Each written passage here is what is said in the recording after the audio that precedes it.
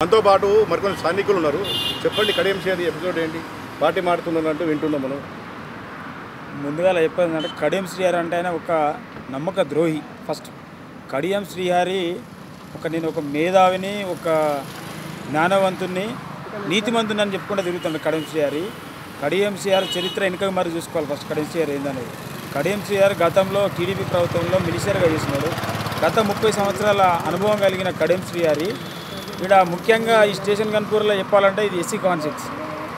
Parliament వచ్చి SC constituency, parliament కూడా Warangal parliament కూడా ఎస్సీ రిజర్వేషన్. కాబట్టి ఇట్లాంటి ఎస్సీ రిజర్వేషన్ల గత టీడీపీలో ఉండి కూడా చంద్రబాబు నాయుడిని బ్లాక్మెయిల్ చేసి సొంతగా పార్టీలు అనుభవించి ముఖ్యమంత్రిగా ఎదిగి ఆస్తులు సంపాదించుకొని ఇక్కడున్న మాదిక సామాజిక వర్గాన్ని అనగదొక్కి ఏ ఒక్కరిని కూడా లేకుండా చేసినప్పుడు కడియం శ్రీహరి.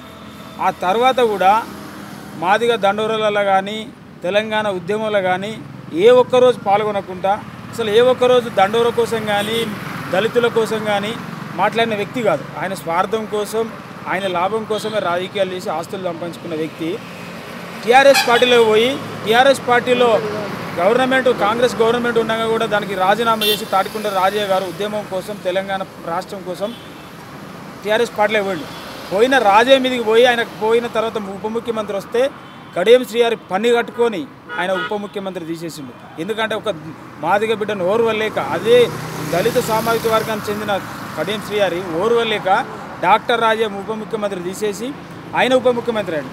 ఆ తర్వాత కూడా ఎన్నో రకాలుగా ఇబ్బందులు పెట్టి ఆయన మీద అనేక ఆరోపణలు చేసి కొంతమందికి డబ్బులు పోగేసి ఆయన మంత్రి పదవి పెట్టాడు చేసిండు. ఆ తర్వాత ఆయన మంత్రి చేసిండు, తర్వాత 2 సార్లు ఎమ్మెల్సీ చేసిండు. మన లాస్ట్ టైం ఆయన టికెట్ రాకుండా కూడా కుట్ర బంది డాక్టర్ రాజయ్యను అసలు రాజకీయంగా ఎదుగుదల లేకుండా చేసింది కడియం శ్రీహరి. సరే అదంతా చేసిన తర్వాత కూడా నేను టీఆర్ఎస్ పార్టీ ఆదరించి నిన్ను నమ్మి నీకు టికెట్ ఇచ్చి గెలిపించిన తర్వాత నీకు లైఫ్ ఇచ్చింది. మళ్ళీ ఇప్పుడు ఏం చేస్తాడంటే వాళ్ళు ఉన్న ఆరు రమేష్ని కానీ తాటికొండ రాజయ్యని కానీ బీఆర్ఎస్ పార్టీలో ప్రశ్నూరు దయాకర్ ఎంపీ గారిని కానీ వీరందరినీ అనగదొక్కి టీఆర్ఎస్ పార్టీలో ఎవరికి స్థానం లేకుండా చేసింది. అంటే దళితులను అనగదొక్కింది. మళ్ళీ కాంగ్రెస్ పార్టీలోకి వచ్చే సేమ్ టైం ఇక్కడ స్టేషన్ గన్పూర్లో కాంగ్రెస్ పార్టీ నుంచి సింగపూర్ ఇందిరా గారు 10 సంవత్సరాల నుంచి పార్టీ కోసం కష్టపడి అందరికీ కష్ట సుఖాలలో తోడుండి ఏఐసిసి ఇచ్చిన ఆదేశాల మేరకు కానీ పీసీసీ ఇచ్చిన ఆదేశాల మేరకు కానీ ప్రతి ఒక్క ప్రోగ్రాం చేసుకుంటూ పార్టీని బలోపేతం చేసి కష్ట సుఖాలలో ఉండి పార్టీని ఇప్పటి వరకు ఇంత బలంగా ఉంచిందంటే ఇందిరా గారు. మరి ఇట్లాంటి ఇందిరా గారు ఇంకా వరంగల్లో ఉన్న చాలామంది దళితులు ఎంతోమంది కూడా పార్టీ కోసం కష్టపడి దళిత సామాజిక వర్గం నుంచి ఎదిగిన వాళ్ళు ఎంతోమంది ఉన్నారు. ఇవాళ మళ్ళీ కాంగ్రెస్ పార్టీలోకి వచ్చి వీరందరి జీవితాల మీద కొట్టి వీళ్ళందరూ అనగదొక్కి మళ్ళీ ఈయన 30 సంవత్సరాలు సంపాదించుకునే చాలక మళ్ళీ బిడ్డకు ఎంపీ టికెట్ ఇవ్వాలి, మళ్ళీ నా బిడ్డకు భవిష్యత్తు ఉండాలి, మళ్ళీ మేము రాజకీయంగా ఎదగాలని స్వార్థంతో మళ్ళీ కాంగ్రెస్ పార్టీలోకి వస్తున్నారు. కడియం శ్రీహరి మీరు గుర్తు చేసుకోవాలి, బాబాసాహెబ్ అంబేద్కర్ రిజర్వేషన్ ఎందుకు కల్పించిండు? ఏ సామాజిక వర్గం అయితే ఎక్కువ ఉంటుందో వాళ్ళకి ఆ రిజర్వేషన్ క్యాండిడేట్ ఎమ్మెల్యే కానీ ఎంపీ కానీ ఉంటే వాళ్ళ సామాజిక వర్గం కోసం పార్లమెంట్లోనో అసెంబ్లీలో కొట్లాడి కావాల్సిన నిధులు కానీ వాళ్ళకి కావాల్సిన డెవలప్మెంట్ తీసుకొచ్చి డెవలప్మెంట్ చేస్తారని రిజర్వేషన్ ఇచ్చింది. కానీ మీరు రిజర్వేషన్ అనుభవించుకుంటే ఇక్కడున్న పేదల ఓట్లను వేయించుకొని వ్యక్తిగతంగా మీరు లాభపడతారు. మీరు లాభపడి నీ కుటుంబాన్ని, నువ్వు, నీ పిల్లలు, నీ భార్య, ఇంకా నీ బిడ్డలు, నీ తరాలు కూడా నువ్వు ఎదగాలని చూస్తున్నావు. కాబట్టి కేవలం కడియం శ్రీహరి మాదిగ సామాజిక వర్గాన్ని దెబ్బతీయాలని చేస్తున్న కుట్ర అనుకోవచ్చా? 100% మాదిగ సామాజిక వర్గాన్ని కుట్ర చేయాలనేది. ఎందుకంటే మాదిగ సామాజిక వర్గం 80% ఉన్నది. ఇక్కడ 75-80% ఉన్న మేము ఆయన కనీసం ఒక 4-5% ఉన్న కడియం శ్రీహరి మా మీద పెత్తనాలు చేస్తున్నారు. మరి బీఆర్ఎస్లో కానీ ఆయనకు సపోర్ట్ చేసే దళితులు మాదిగ సామాజిక వర్గం మీరు కూడా గమనించాలి. ఎందుకంటే మన మీద ఇంత అన్యాయం జరుగుతుంది, ఆయన మనలో ఇంత ఘోరంగా అనగదొక్కుతాడు కాబట్టి మరి మన జాతి బిడ్డలు ఎదుగుద్దా? ఇంతమంది ఉండి కూడా మన ఆయన చేతుల కింద మనం ఆయన మోకాళ్ళ కింద నీళ్ళు తాగుదామా? ఇప్పుడు ఒక విషయం మనం మాట్లాడుకోవాలి. మీరు అంటారు మాదిగ సామాజిక వర్గాన్ని అణిచివేసిందండి. మరి మాదిగ సామాజిక వర్గం అన్న యూనిటీకి ఎందుకు లోపడి?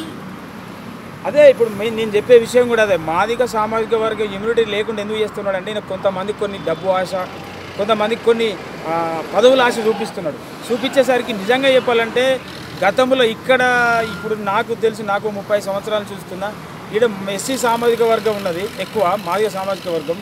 ఈ రిజర్వేషన్ అనుభవించిన వాళ్ళు ప్రతి ఒక్క నాయకుడు కానీ ఇప్పటి వరకు కూడా ఏ ఒక్కరు కూడా మాదిగ సామాజిక వర్గాన్ని న్యాయం చేసిన వాళ్ళు లేదు.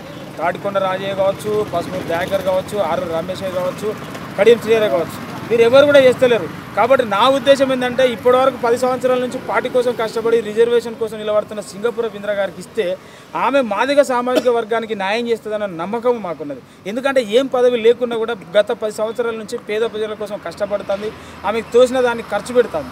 ఆమెకు ఒక్కసారి కనుక మీరు ఎంపీ టికెట్ ఇస్తే ఇక్కడ ప్రజల మనకి ఆశీర్వదించి గెలిపిస్తే ఖచ్చితంగా ఈ మాదిగ సామాజిక వర్గం కోసం ఆమె పనిచేస్తుంది, వీళ్ళందరూ కూడా న్యాయం చేస్తుందన్న నమ్మకం మాకున్నది. చివరి ఒకటి చెప్పండి, ఒకవేళ ఇప్పుడైతే కడియం శ్రీహరికి జాయిన్ అవ్వలేదు, 3 రోజుల్లో నా కార్యకర్తలతో మాట్లాడుకుని క్యాడర్తో మాట్లాడుకుంటాను, ఒక డిసిషన్ తీసుకుంటామని చెప్పాడు అన్నమాట. ఇన్ కేస్ ఒకవేళ కడియం శ్రీహరి కాంగ్రెస్కి జాయిన్ అయితే ఇక్కడ ఉన్న స్థానికంగా సింగపురం ఇందిరా గారి భవిష్యత్తు ఏమో ఎలా ఉండబోతుంది? సింగపురం ఇందిరా గారికి ఎట్లాంటి అన్యాయం జరగదండి. కాకపోతే ఒకటి ఏంటంటే ఈయన చాలా ఏమంటారు, ఈయన ఒక నమ్మక ద్రోహి. ఈయనకున్న టాలెంట్ను, ఈయనకున్న రాజకీయ అనుభవాన్ని కూడా యూజ్ చేసుకొని ఇక్కడ లోకల్ మన జిల్లాలో ఉన్న లీడర్ కానీ మన అధిష్టానాన్ని కానీ ఆయన గుప్పిట్లో పెట్టుకొని ఇందిరా గారిని ఖచ్చితంగా అనుకోదొక్కే ప్రయత్నం చేస్తాడు. ఎందుకంటే ఈయనకు ఎవరు ఎదుగో దీని కింద ఎవరు కూడా పెత్తనం చెలాయించదు. ఇందిరా గారిని ఖచ్చితంగా ఈయన అనుకోదొక్కే ప్రయత్నం చేస్తాడు. అయినా మటుకు ఇక్కడ ఉన్న మాదిగ సామాజిక వర్గం అయితే ఊరుకోదు. ఖచ్చితంగా ఏ పార్టీలు ఎవరు నిలబడతారో మాదిగ సామాజిక వర్గానికి ఓట్లేసే అవకాశం ఉంటుంది. ఆయన ఒకవేళ ఆయన ఏదో అనుకుంటాడు కావచ్చు, నేను మళ్ళీ ఇల్లు నా బిడ్డను ఎంపీ కావాలని నేనే ఉండాలనుకుంటాను. కానీ ఇప్పుడు మాత్రం సరే ఇన్ని సంవత్సరాలు ఏం జరిగిందేమో కానీ ఇప్పుడైతే మాదిగ సామాజిక వర్గం ఐక్యత అవుతుంది. పార్టీలకు చూడకుండా మాదిగ సామాజిక వర్గానికి ఒకటే ఖచ్చితంగా గెలిపించుకునే ఆలోచన జరుగుతుంది. ఆయన అనుకున్నంత ఈజీగా ఈసారి జరగదు. ఖచ్చితంగా కాంగ్రెస్లోకి వస్తే మాత్రం ఇందిరా గారికి అన్యాయం జరుగుతుంది. పార్టీ కూడా ఆమెకు అన్యాయం చేసినట్టే అవుతుంది. కడియం శ్రీహరి కనుక ఒకవేళ పార్టీలో తీసుకుంటే, ఎందుకంటే ఆమె ఓడిపోయింది కూడా తక్కువ ఓట్ల మెజార్టీతోనే. కనీసం 3000 ఓట్లు అంటే పెద్ద లెక్క కాదు. 3000 ఓట్లు ఓడిపోయినట్టు కాదు, ఆమె నైతికంగా గెలిచినట్టే. అట్లాంటి వ్యక్తిని ఉంచుకొని మీరు ఆల్రెడీ గెలిచిన వ్యక్తులు వరంగల్ 6 సీట్లు కూడా కాంగ్రెస్ పార్టీ గెలిచినాక కూడా మరి కాంగ్రెస్ పార్టీ ఎందుకు ఆలోచన చేసి నేను తీసుకుంటుంది అర్థమవుతలేదు. ఆయన రావడం వల్ల కాంగ్రెస్ పార్టీకి నష్టం తప్ప లాభం ఏది ఉండదు. ఆయన చెప్పిన ఇంటర్వ్యూలలో కూడా చెప్పిన ఇప్పటివరకు కూడా కాంగ్రెస్ పార్టీకి ఏ ఒక్కరోజు నేను ఓటు వేయాలని చెప్తా ఉన్నాడు. కాబట్టి మరి అట్లాంటి వ్యక్తితోని మాకు కాంగ్రెస్ పార్టీకి లాభం చేయాల్సిన అవసరం లేదు. ఆయన వస్తే లాభం జరిగేది కూడా లేదు. ఎందుకంటే మా 6 సీట్లు గెలిచున్నాయి. ఇక్కడ ఆల్రెడీ 90,000 లక్ష ఓట్లు మాకు ఇందిరా గారికి వచ్చున్నాయి. కాబట్టి ఆయన ద్వారా మాకు లాభం ఏం లేదు, ఆయన వస్తే నష్టమే. మా ద్వారా మీరు సీఎం రేవంత్ రెడ్డి గారికి ఈ చేరికల గురించి మీరు ఇచ్చే సందేశం? సీఎం రేవంత్ రెడ్డి గారికి మేము విన్నపించుకునేది ఏంటంటే, సీఎం రేవంత్ రెడ్డి గారే చెప్పారు, ఒకవేళ ఎవరైనా పార్టీలోకి వస్తే ముందుగా కింది స్థాయి కార్యకర్తలను విచారించిన తర్వాతనే వాళ్ళని పార్టీలో తీసుకుంటారని చెప్పి ముఖ్యమంత్రి రేవంత్ రెడ్డి గారే చెప్పారు. మరి రేవంత్ రెడ్డి గారు ఇప్పుడు ఈ విషయంలో ఎందుకు మరి వాళ్ళు తప్పుడు ఆలోచన తీసుకుంటారో మాకు అర్థమైతలేదు. ఖచ్చితంగా కడియం శ్రీహరి అనేటోళ్ళు వస్తే 10 ఏళ్ల నుంచి ఇక్కడ కార్యకర్తలు అందరం కష్టపడి పార్టీని ఇప్పటి వరకు ఈ స్థాయిలో నిలబెట్టినట్టు అది మా కృషి.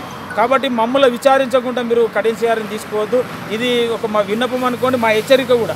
ఎందుకంటే మీరు తీసుకుంటే మేము ఎట్టి పరిస్థితిలో కూడా మేము ఊకునేది లేదు. ఖచ్చితంగా మేము రోడ్ ఎక్కాల్సి వస్తుంది, ఉద్యమం చేయాల్సి వస్తుంది, ఆయనను వ్యతిరేకించాల్సి వస్తుంది. కాబట్టి ఇప్పటికైనా రేవంత్ రెడ్డి గారు మీ మనసు మార్చుకోవాలి, ఆయనను పార్టీలకు రానియకుండా మీరు దాన్ని నిర్ణయం తీసుకోవాలని కోరుకుంటాం.